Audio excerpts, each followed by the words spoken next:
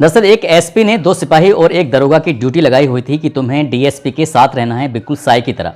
और जैसा उन्हें आदेश मिला था ठीक वैसे ही वो डीएसपी के साथ साई की तरह लग जाते हैं। अब डीएसपी साहब कहीं भी जाएं, चाहे वो खाएं पिएं लेटें बैठें उठें कुछ भी करें, वो दोनों सिपाही और दरोगा बिल्कुल हर वक्त हर समय उनके साथ थे। इसी बीच में सीओ साहब अचानक से उठते हैं। उठने के बाद वो जब चलते हैं तो 2 सिपाही जो लगे हुए थे ड्यूटी में उनके पीछे पीछे चल देते हैं। डीएसपी को गुस्सा आ जाता है। वो कहते हैं कि भाई मैं टॉयलेट में जा रहा हूँ, क्या मुझे टॉयलेट करने की भी अनुमति नहीं है? वो कहते हैं कि साहब कोई बात नहीं, हम बाहर खड़े हो जाएंगे, लेकिन एक बात का ध्यान रखना, दरवाज़ा बंद मत करना ताकि आप दिखते रहने चाहिए।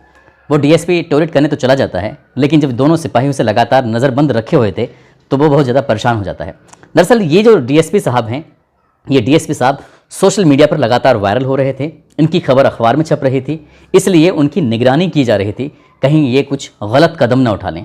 इसीलिए 2 सिपाही और एक दरोगा की ड्यूटी लगी हुई थी। दरअसल आज की कहानी जो डीएसपी साहब की मैं सुनाने जा रहा हूँ, इस कहानी को सुनने के बाद आपको डीएसपी साहब पर तरस भी आएगा, साथ ही आप पर उनको हंसी भी आएगी। दरअसल वो एक ऐसे चक्कर में फंस जाते हैं जिसकी ना तो उन्होंने कल्पना की थी और ना ही उनकी जांच करने वालों ने कल्पना की थी।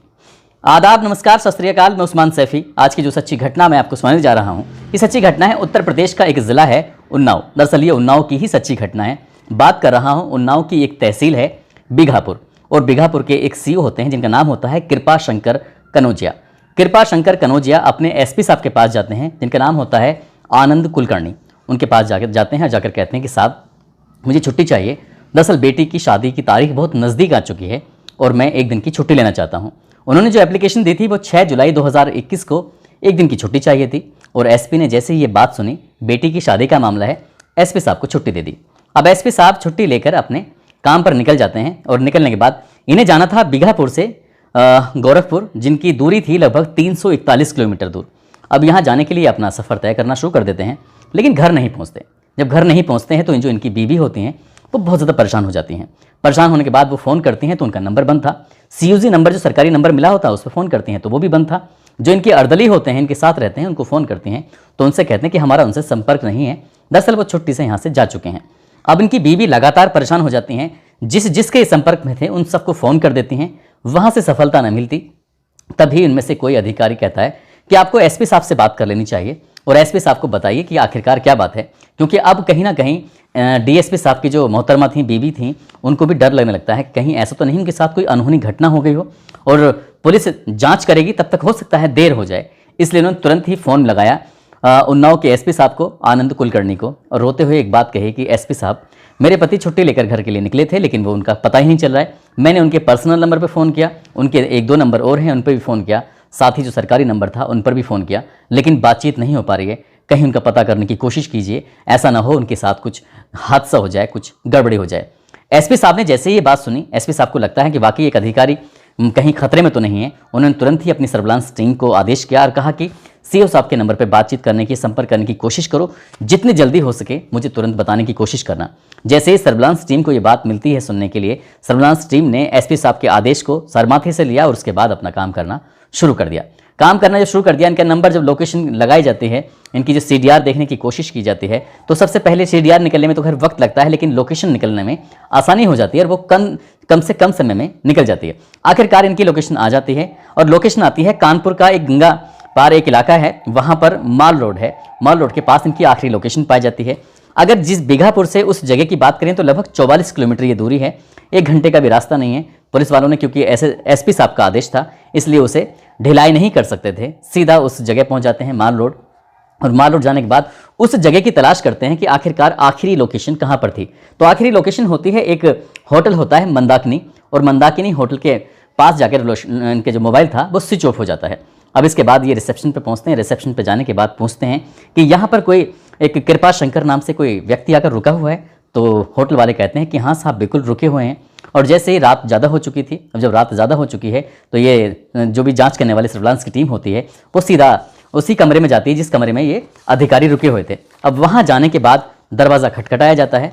अब अचानक से ही सीओ साहब का दरवाज़ा जब खटखटाया गया तो अंदर से सीओ साहब निकल के आते हैं, पूछते हैं कि क्या बात है, क्यों यहाँ पर आए हो? वो कहते हैं कि साहब हमें एसपी साहब ने आदेश दिया था, दरअसल आपके सभी नंबर बंद हैं, आपकी पत्नी बहुत ज़्यादा परेशान हो रही थी और जांच करने के आदेश दिए हैं। जैसे ही वो जो टीम थी जांच करने के लिए गई थी, उनकी नज़र पहुंचती है एक महिला पर, और महिला पर नज़र पहुंचती है तो वो थोड़ा परेशान हो जाते हैं। कौन महिला है? बीबी परेशान हो रही है और ये पता नहीं किसके साथ है। तुरंत वो टीम वहाँ से हटती है। हटने के बाद रिसेप्शन पे आती है और रिसेप्शन पे आने के बाद ये फिर जांच पड़ताल करती है। सीसीटीवी कैमरे को देखा जाता है, साथ ही रजिस्टर को भी देखा जाता है। जब रजिस्टर देखा जाता है और एक नाम सामने आता है तो उस टीम की और थोड़े आंखें खुलती हैं। वो सोचने पर मजबूर होते हैं ये महिला यहाँ क्या कर रही है। दरअसल बीघापुर तहसील का ही एक थाना होता है, उसी थाने में तैनात एक महिला सिपाही होती है जो देखने में अच्छी खासी खूबसूरत होती है, और वो महिला सिपाही सीसीटीवी कैमरे में कैद हो जाती है। 3:48 और 6 जुलाई 2021 की वो तारीख होती है। उन्होंने उतनी ही फुटेज वो उसमें सीसीटीवी कैमरे में से निकलवाते हैं और निकलवाने के बाद अपने मोबाइल में अपलोड कर लेते हैं, और अपलोड करने के बाद एसपी साहब को ये जानकारी दे देते हैं। जैसे ही एसपी साहब को ये जानकारी दी जाती है तो एसपी साहब भी बड़े परेशान हो जाते हैं कि छुट्टी ली गई थी बेटी की शादी की तैयारी के लिए और ये मना रहे हैं रंगरलियां। और इससे भी ज़्यादा हैरान करने वाली बात तो ये थी कि टीम अंदर जाती जरूर है होटल के अंदर, और जब पता किया जाता है कि ये यहाँ से जाते कब हैं तो अगले दिन यानी कि 7 जुलाई 2021 की सुबह को यहाँ से निकलते हैं। अब ये बात और अधिकारियों को और ज़्यादा खराब लगती है। एक तरफ तो वो सीसीटीवी फुटेज जो होटल के अंदर प्रवेश कर रहे हैं उसमें महिला सिपाही हो या डीएसपी साहब हो, उन्होंने अपनी जो भी पहचान थी वो छुपाई नहीं थी। हालांकि वो जब जाते हैं तो डीएसपी साहब ने अपने चेहरे पर मास्क लगाया हुआ था और जो महिला सिपाही होती है उसने अपने चेहरे को सफ़ेद रंग के दुपट्टे से कवर किया हुआ था। ये वीडियो सोशल मीडिया पर वायरल हो जाती है, और वायरल ये हो जाता है कि सर्किल ऑफिसर यानी कि डीएसपी साहब वो अपने ही इलाके के एक थाने की महिला सिपाही के साथ अश्लील हरकत कर रहे थे या रंगरलियां मना रहे थे। जब ये सब बातें होती हैं तो धीरे धीरे करके मामला पहुंच जाता है उत्तर प्रदेश की राजधानी लखनऊ में, और लखनऊ तक पहुंचते पहुंचते डीजीपी कार्यालय तक पहुंच जाता है।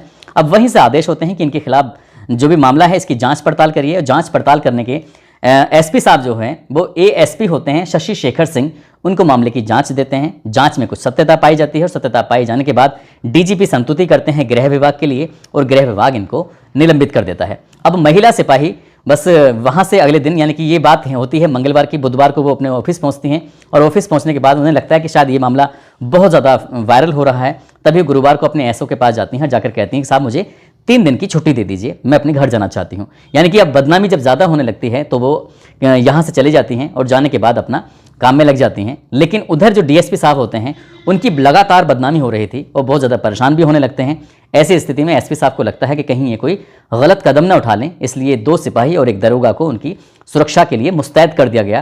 कह दिया गया कि जहाँ जहाँ जाएँ वहाँ वहाँ इनके साथ रहना है, ऐसा ना हो कि कोई चूक हो जाए और हमारे हाथ से एक डीएसपी निकल जाए। अब डीएसपी साहब जहाँ भी जा रहे थे, चाहे वो खा रहे थे, पी रहे थे, चाहे टॉयलेट में जा रहे थे, वो दोनों सिपाही और दरोगा उनकी निगरानी कर रहे थे। और निगरानी करते करते ये बात जब धीरे धीरे और पुलिस वालों के माध्यम से दूसरे लोगों तक पहुंचती है तो वाकई उन्हें और ज़्यादा ग्लानि आती है। हालांकि वो सस्पेंड हो जाते हैं, उसके बाद फिर बाद में जो भी होता है ये विभागीय मामला है वो बहाल भी हो जाते हैं। लेकिन ये जो इस बीच में मामला हुआ था, ये कोरोना काल का वो युग चल रहा था जब लोग एक दूसरे से मिलने से भी बच रहे थे और इन्हें मौका मिलता है, और ये दोनों महिला सिपाही के साथ अपना काम कर रहे थे। पुलिस सूत्रों का जो अखबार में एक खबर भी छपी थी, पुलिस सूत्रों का दावा था कि बिहार की एक महिला दरोगा के साथ भी शायद इन्हीं डीएसपी साहब अपने अश्लील बातें करते थे, तो वहाँ से भी कुछ ना कुछ इनके खिलाफ मामला हो जाता है। हालांकि मामला खिलाफ था या नहीं था ये तो खैर एक अखबार ने ऐसा लिखा है, लेकिन जो भी उन दोनों हुआ था वो डीएसपी की खबर पूरे उत्तर प्रदेश में आग की तरह फैल जाती है और लोग सोचने पर मजबूर हो जाते हैं कि एक अधिकारी आखिरकार अपने ही महिला कांस्टेबल के साथ जो उनके विभाग से जुड़ी हुई है उसके साथ ऐसा कैसे कर सकते हैं। दोस्तों, इस पूरे घटनाक्रम को सुनाने का उद्देश्य किसी को परेशान करना नहीं है, किसी का दिल दुखाना नहीं है, बल्कि आपको जागरूक करना है, आपको सचेत करना है।